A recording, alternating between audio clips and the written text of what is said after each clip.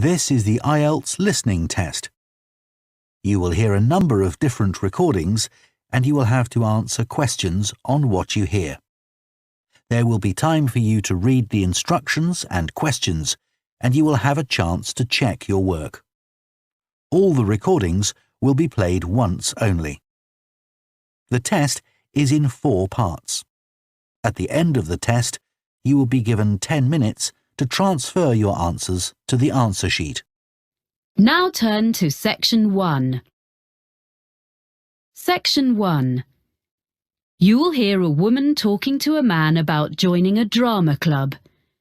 First, you have some time to look at questions 1 to 6.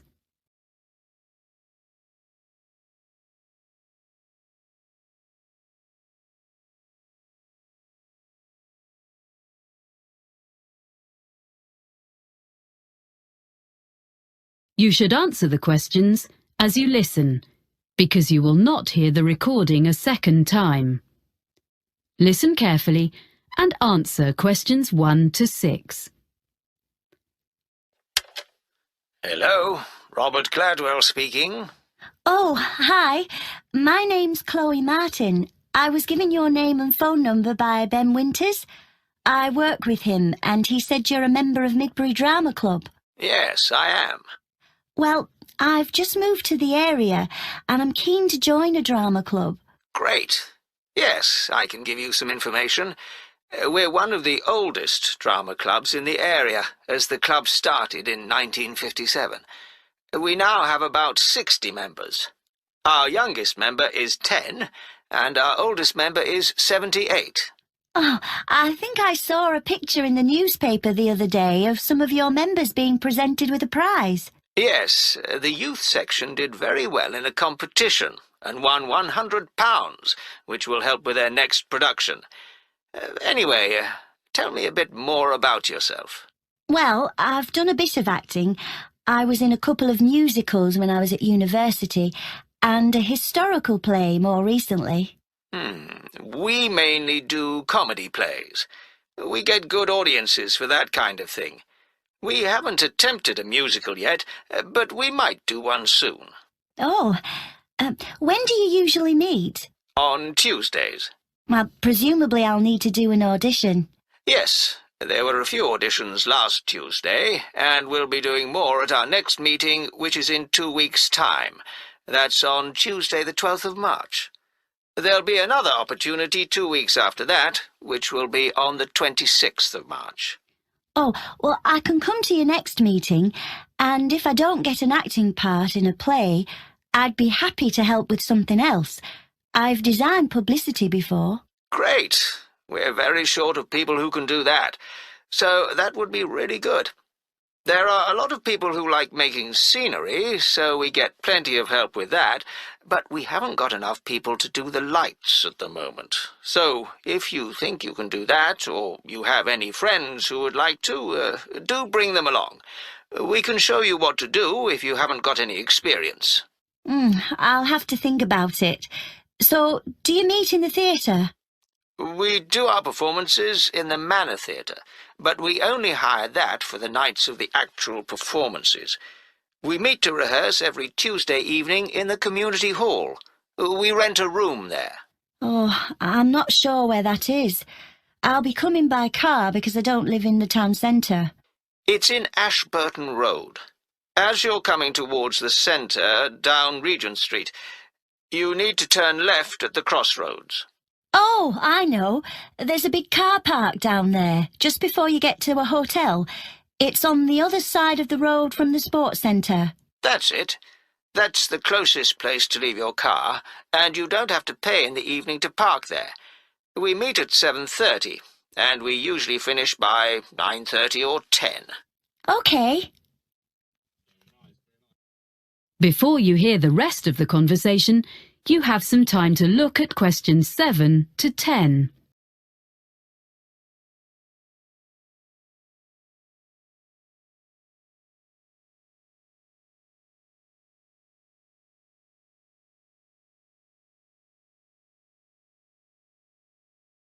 Now listen and answer questions 7 to 10.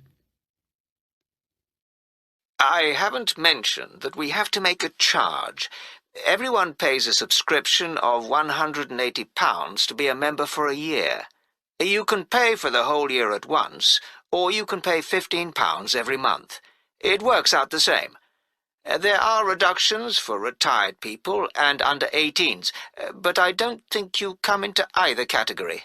No, I'm 26. Oh, that fee covers all the costs, like photocopying of scripts and producing the posters, but it excludes the costumes for the performances. We ask people to pay for the hire of those themselves. It does mean they look after them properly, as they know they won't get their deposit back otherwise. Can I come along to the next meeting then? Of course. We'd love to see you. And if you want to know more about how we run the auditions or the next play we're doing, why don't you give our secretary a ring? She'll be really pleased to help you. Oh, what's her name? It's Sarah Sordicott. That's SAWDICOTT.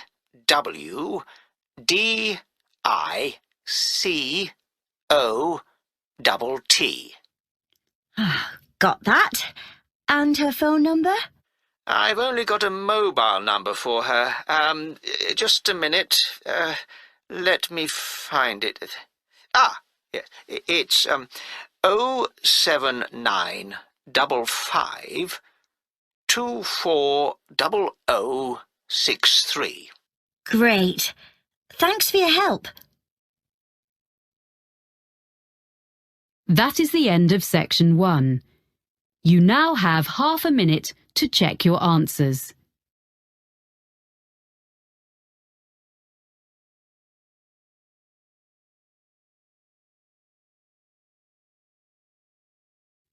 Now turn to section 2. Section 2. You will hear a radio programme in which a presenter called Jasmine tells her colleague Fergus about a charity. First, you have some time to look at questions 11 to 15.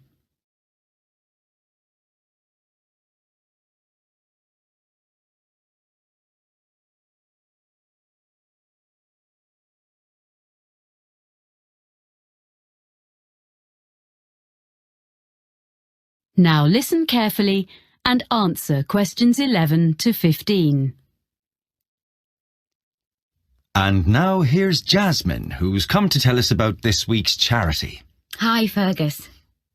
This week, I'm going to talk about forward thinking and their plans for the Colville Centre.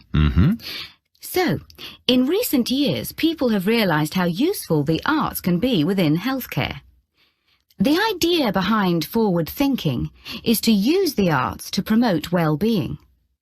The charity develops projects for people with special needs and health problems, and also delivers training to healthcare professionals in using the arts, as well as supplying them with information and advice. Forward thinking doesn't just run art and craft classes to distract people who are ill, or recovering from illness, but arranges longer-term projects and courses, as it's been shown that the arts can bring all sorts of positive changes in patients, including benefits such as shortening the length of stay in hospital and reducing the amounts of medicine they need. I see. Forward thinking has experience of working with a broad range of people, from young adults with learning difficulties to older people in homes or daycare centres and people with physical disabilities. The organisation's been around since 1986, and it gradually expanded during the 1990s. Then, in the new millennium, it was decided to find a memorable name. So it's been operating as Forward Thinking for several years, in fact since 2005. It's quite a locally based charity, mainly for people in the southern part of this region, which includes all rural and urban communities outside the city of Clifton, which has its own organisation. There are, of course, some similar charities in other parts of the country, in London and so on. And what's the present fundraising in aid of? Yeah, well, the charity needs funding in order to buy the Colville Centre. This is a former village school, which was built in 1868. It was modernised and refurbished by the present owners last year, So it's ideal for art classes and for small social events, performances, seminars and so on. Forward Thinking is fundraising to purchase the building so they can use it to continue running classes and so on for the general public, and eventually also for some of the people they help. Before you hear the rest of the talk, you have some time to look at questions 16 to 20.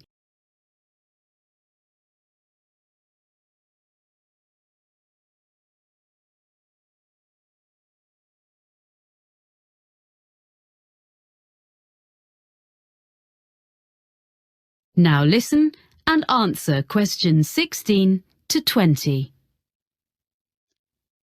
Right. So, can you give us a few ideas about what classes people might do there?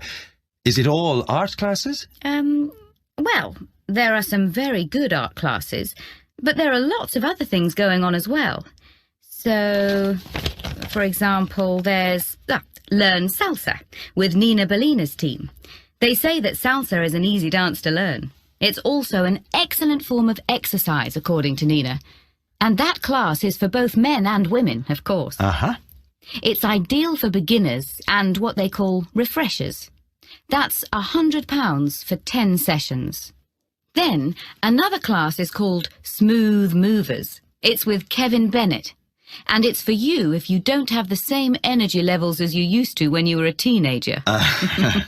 It's a gentle exercise class, geared to the needs of whoever is in the group in a particular session. And Kevin is qualified to teach classes to people getting over injuries and so on, and balance training. That's £60 for 10 sessions.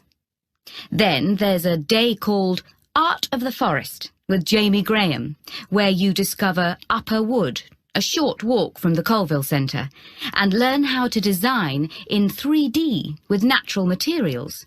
It's an unusual and exciting way to be creative. Jamie is an artist with a background also as a country park ranger. Oh. For this day, youngsters must be accompanied by a parent or guardian, and the costs are adults £40, under 14s £10. But it's best value at £80 for a family of 4. The next one is The Money Maze, and this is a series of talks by Peter O'Reilly, an independent financial advisor. He gives advice on family finances, things like everything parents need to know about managing the costs of bringing up children, sending them to university, and actually also about care for elderly relatives. It's £10 per talk, which will all go to support forward thinking. And as a final example of what's on offer, there's Make a Play. That's for 8 to 14s. And this activity is such a hit that it usually sells out within days of being announced. Basically, what you do is write, rehearse, and perform a play in just 2 days. And it doesn't require any previous experience. I gather there's lots of fun and silliness along the way. And the best bit, perhaps, is that there's a performance for family and friends at the end. Oh. It's just £50 for 2 days. Pretty good range of activities, I think. And all raising money for a good cause. Yes. And the all-important contact details are colville@forwardthinking.org.uk or write to me. That is the end of section 2. You now have half a minute to check your answers.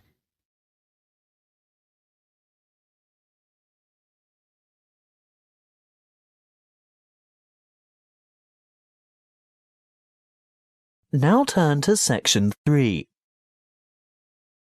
Section 3. You will hear 2 students discussing a science project. First, you have some time to look at questions 21 to 25.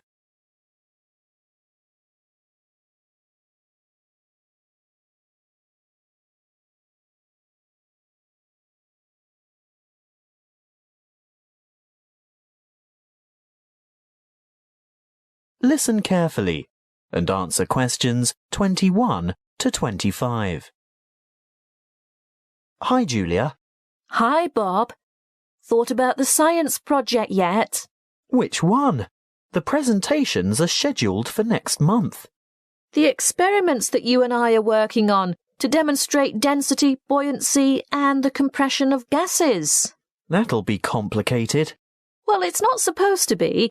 It'll be part of the Making Science Simple series that's being showcased next year, and we have to be ready to demonstrate by the end of next week. Oh, well, simple, you say? Yes, not just the concept, but the materials too. We have to use cheap, readily available common items. Expensive lab equipment is out of the question. I remember something about using recycled or throwaway items if possible. Anything portable that we can bring into the lab. That's right. Well, any ideas for the project? What about the classic Cartesian diver? Is that the same as a Cartesian devil? The invention named after the famous French physicist René Descartes. Yes, a long time ago, superstitious people labelled it that because they couldn't comprehend the scientific principles it demonstrated. They thought it was black magic. How shall we do it? By keeping it as simple, transparent and economical as possible. So, to start with... Open your pencil case and let's have a look. You haven't got any... Any what? Paper clips. Oh, there are lots of them in the bottom of my bag. They slip off my papers and collect in the bottom. Look, here's half a dozen. But they're all big metal ones. I want little ones. Small, vinyl-covered multicoloured ones. Oh, I've got one or two of them too. Great, and if we look around, especially on the floor, we're bound to find a few more. See? Here. What else do we need? A small rubber band. Well, I've got one of those in my pocket. No, not that kind. Let's go and ask Tara. Why? Those really small coloured bands for making ponytails are ideal. Hey, Tara? Yes? Have you got any spare rubber bands, like the ones you fasten your hair with? Oh, heaps. A whole packet full. Help yourselves. Terrific. So far it hasn't cost us anything. What now? Let's go and rummage through the recycling bins beside Joe's mini market. What for? We want a 2-litre plastic soft drink bottle with lid. Hey, I draw the line at sorting through other people's rubbish, and we're also not likely to find one with a lid. Well, go into the store and buy 2 litres of soft drink. What flavour? It doesn't matter what kind of drink you get. Just make sure it comes in a clear PET bottle. Where are you going? To the cafeteria behind the resource centre. What for? I'm after some straws. I can get them from the shop when I buy the drink. No, I've seen theirs. They're the waxed paper ones. We need clear plastic, and I know they've got them in the cafeteria. I'll also see if I can get a tall plastic cup from there. Good luck. Meet you back here in 5 minutes. Maybe longer because I want to go over to my locker and get a wire coat hanger. Before you hear the rest of the conversation, you have some time to look at questions 26 to 30.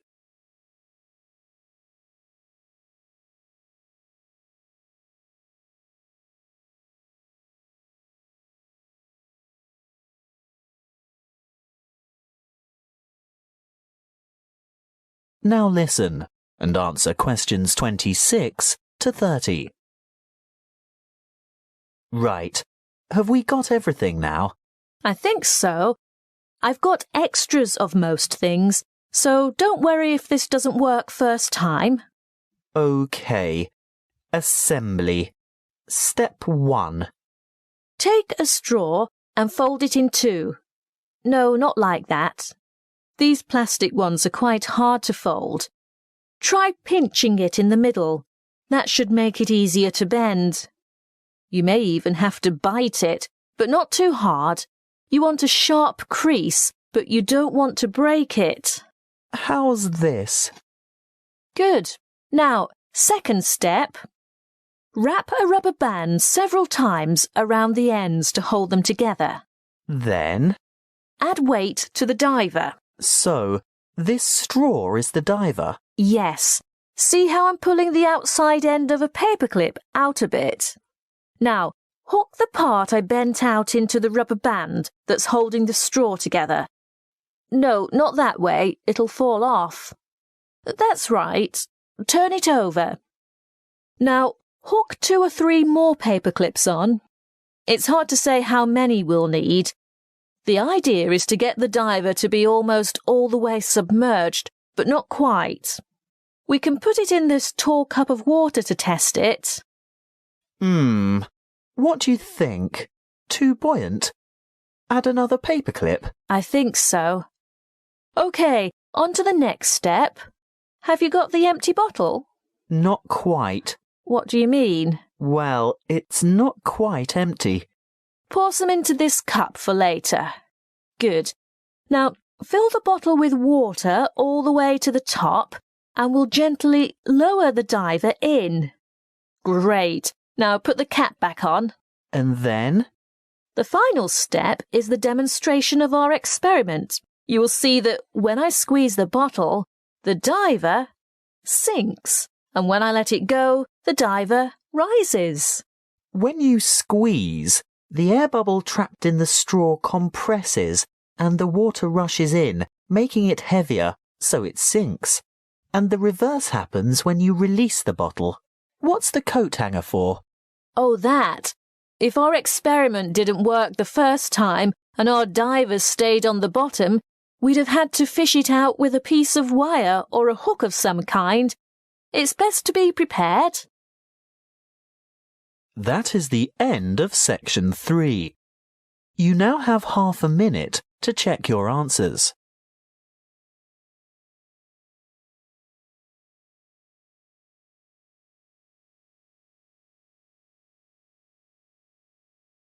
Now turn to Section 4.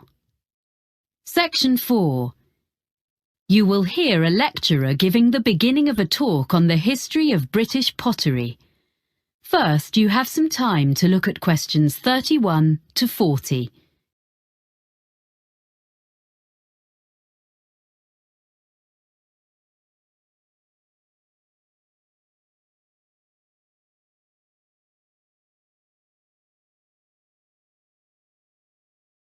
Now listen carefully and answer questions 31 to 40.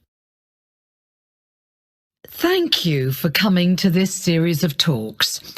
Before I talk in detail about the experiments and innovations of the British ceramicists, I'd like to give you a summary of the social and manufacturing background in which they lived and worked. So, we're talking about England, or more specifically, the region known as the Midlands, and we need to go back mainly to the 18th century and briefly even earlier to put it in a global context. Now, at that period, the majority of the population, whatever their station in life, as you might say, were dependent for their living, in one way or another, not on the geographical location of where they lived, but on the physical characteristics of the actual land they lived on. This is true whether we're talking about the aristocracy, the owners of great estates who incidentally had no snobbery about the concept of making money from all the reserves of coal or timber or stone on their rolling acres, or the farmers making a fat living from the rich soils.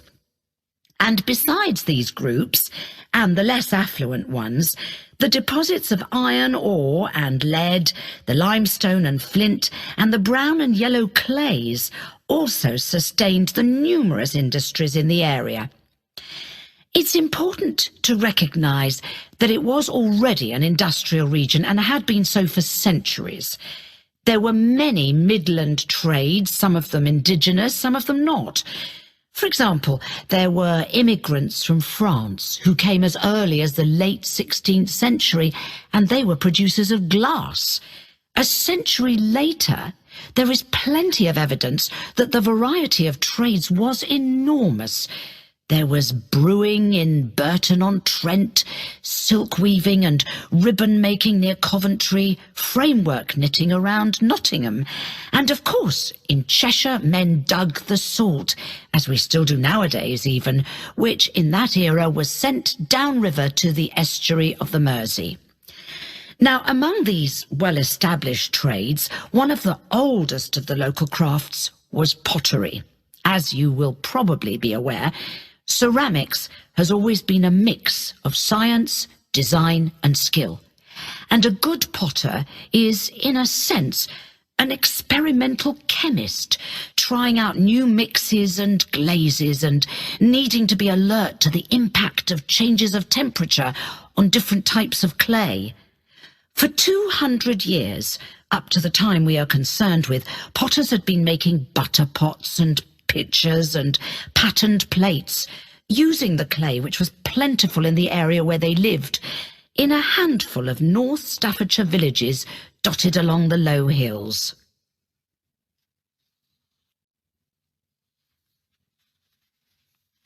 Now I want to explain a little about the industrial processes which had preceded the great breakthrough in Germany in 1708. That's when the formula for porcelain was discovered, a secret that had been held in China for 1,000 years. In the Midlands, in England as elsewhere, there had basically been two kinds of pottery. The first is still known as earthenware. Now, this was a bit rough and ready, but it was deservedly popular for several reasons. To start with, it was relatively cheap, so it could be used by most households. This was because it could be made from local clay without any complicated processing or added materials. From the potter's point of view, there was another reason for its cheapness. This was that it could be fired in simple ovens or kilns, and at relatively low temperatures, so he didn't have to spend so much money on fuel to achieve the necessary heat. On the other hand, after one firing in the kiln, the problem with earthenware was that it remained porous, so had limited usefulness. So for most purposes, it had to go back in the kiln for a second firing before it became waterproof. And another thing was that it was extremely breakable. I mean, before it had even been sold. I suppose the potter wouldn't have minded so much if people just had to keep coming back for more every time they broke a jug or whatever. But it was very inconvenient because it meant there was a lot of wastage in the course of the manufacturing process. Anyway, for all these reasons, if people could afford it, and that would be all but the very poor, they would buy stoneware, a much tougher product. Now, for this, the potter used a slightly more expensive raw material, which was made by combining clay and flint, and this mixture was fired at a far higher heat, with the result that the ingredients vitrified. That is to say, in effect, the whole thing became glassy. And because of this, it was non-porous, and naturally this was regarded as a great advance. Well, that's the situation in the 18th century. Are there any questions at this stage? Okay, so now we can go on to look at the age of innovation. That is the end of section 4. You now have half a minute to check your answers.